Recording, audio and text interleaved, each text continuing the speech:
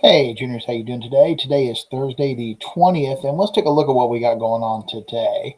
So today we want to look at evaluating sources. So the big thing to think about is that the value of your sources, the value of the information, the quality of that information really helps going a long way in helping your audience buy into whatever you're saying. Weak arguments, it's hard for people to buy into, right? One of the things that you can really do to really help yourself with that is make sure that you have really solid, credible sources. Now, uh, when you were using Inspire to find your sources, those are all pre-vetted sources. So we can rest assured that those are already pretty decent quality. The Google ones probably need to take like another look. But in either case, you need to really understand what's in the source as well. So it's not just what was there, but what was in the source, what really makes it plausible, what really makes it believable for your audience. So we want to make sure not just the source, but the information they provide is solid. And to do that, we want to really make sure that we've evaluated the sources, we're familiar with the sources, we understand what's in it. So what we're going to look at today is how to do that. Now, today we will do the one best or the best source. We'll do one today, the best source for the problem, right? So we'll take the one that deals with the problem. We'll do it first. Next week, we'll do the other two. So let's start off. If you look at this doc here, you're just going to walk through and answer these questions. How are you going to use this source? Now, today we're going to put problem here, right? Because this is the problem. This helps explain the problem part of your paper. The title, the author, the date published, those are pretty straightforward, right? The publisher is who put the information out there. Now, if you go to, if you were using an Inspire site, okay, or a source off of Inspire, it'll say publisher or who published it, right?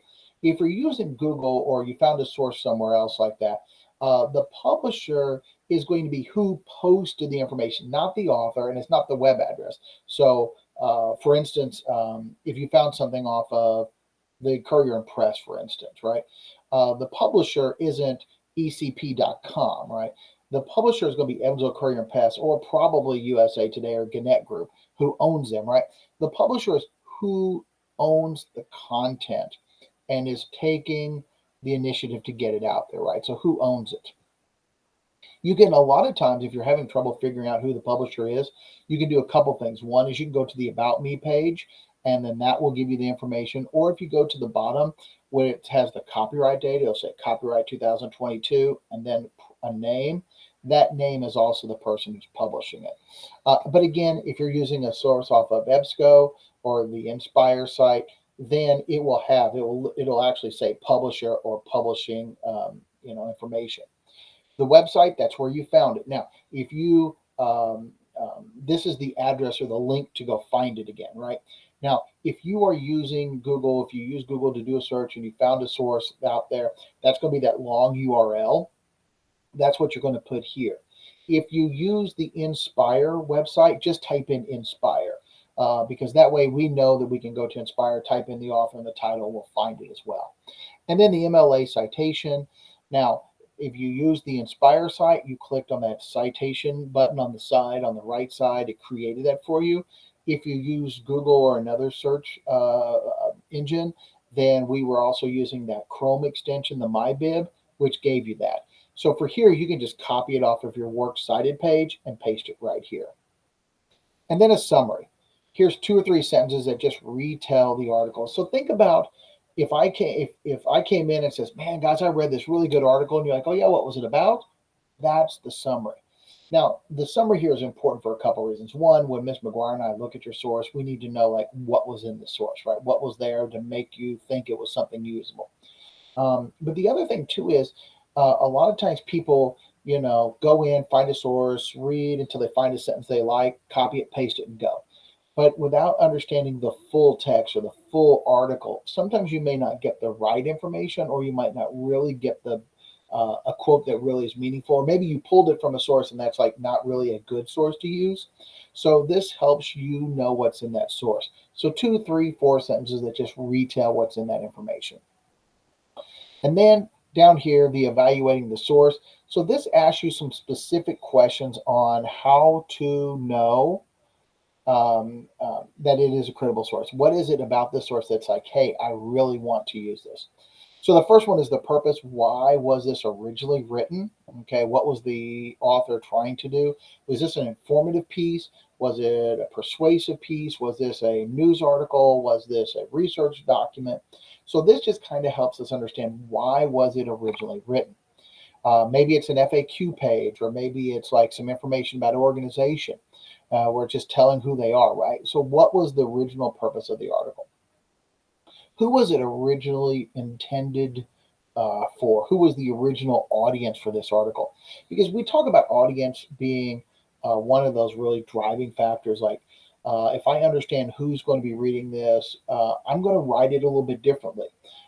If I know my audience is going to be high school students, I'm going to write it differently than if I was writing for teachers. If I'm trying to persuade a group of people versus informing a group of people, I'm going to write it differently. And so this audience just helps us kind of see what the author was trying to accomplish and to whom, because again, that's going to change the way they write it. If they assume their audience already knows a lot about the information, it's going to be written differently than, say, a textbook that assumes you don't really know very much about the topic. Credentials. What makes the author an expert? What do we know about the author that helps us say, yep, that's a good article. I believe him because he is a whatever. She does this. Now, this will be found in a couple different ways. If you're using the Inspire site, when you're looking at the article, like when you first found the article, um, it might have a link in the author's name, and you click on it, and it'll take you there. Or you could do a Google search and find that person, right? Find out what they are at. It may be stated in the article. Sometimes at the very top, it'll have like their title, say by whoever, and then their title. Or at the very bottom, it might have like a little bio. So and so is the head of whatever organization. If you're on like a Google site or a website, um, again, it might be at the very top of the title, it might be at the very bottom of the bio, or you might click on it and it'll take you somewhere else to find out who it is. But it is really important to understand who the author is and why you should believe them. What gives them the right to share this information? What gives them the credibility to share information? Why would somebody else buy into what they're saying? The quality of the information, this one's kind of subjective a little bit, because this is what makes you feel comfortable with this as a source. When you look at that information, what makes you say, I'm going to repeat that? I'm going to share it with somebody else. I'm going to give this as justification, right? Um, so do they reference other things? Do they cite other people, right? Where did they get their information from? Was this a primary source? They generated this as new research information, or is it a secondary source where they found a lot of other information? They're repeating those sources.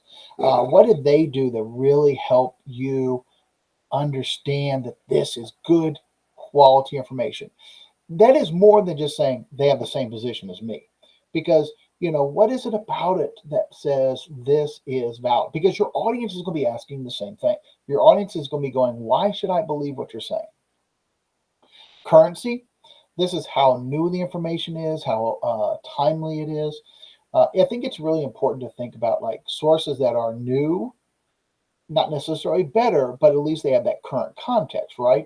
Maybe it's like it's so new, we don't really have like the benefit of longevity to look and see if it's still true after a period of time. But again, if it was like information that's older, then maybe is it out of date? Like people don't buy it anymore. That's really not the way things are, right? So I think it is important to kind of think about how current this is. Another thing about currency and timeliness is that, let's say a website has been updated recently. If you posted something like you went in 1998 and you created this thing and it's out there, if you never go back to it, if you never add to it, if you never whatever, it's probably going to be out of date. But it also kind of says that no one really cares anymore. Like they put this thing out there and that's it, right? Put it out into the wind and you're done. But if you're coming back regularly, periodically, updating, adding to, cleaning it up, that kind of gives the audience a sense of, hey, this is not only good information, but people care about it, and people are really trying to take care of that information. And then finally is the stance. What do you think the author feels about this? Where are they coming from? If they are super against something, the information they provide is going to show that bias, right? Um, do you feel like they're twisting the information for a particular purpose, or they're really trying to get something across, right? So I think it's important to think about that because, again, that tone will carry over and it will also bleed into like the types of information they provide and the way they explain things. So, anyway, we will today do the best source to help explain your problem. On next week, we will do the next week we will go through and do the one for the solution and the counter argument. Okay, same process. We're going to walk through these just the same way. But again, remember, it's all about making sure that your reader is really swayed by the information. And in order to sway them by the information you're providing, you have to make sure it's a good, credible source and that the information you're providing is solid. Again, like we said before, if you have any questions, make sure you're reaching out to Ms. McGuire. We don't want you to fall behind, but we do want you to do your best work, and we want to make sure that this is a benefit to you because, again, if we get into it and we start to see like maybe this source isn't the best, then we can look at doing something else. Anyway, but this is helping you get to that point where we can write the paper because this source is actually the source that you'll be using for the first main point of your paper. Good luck, everyone.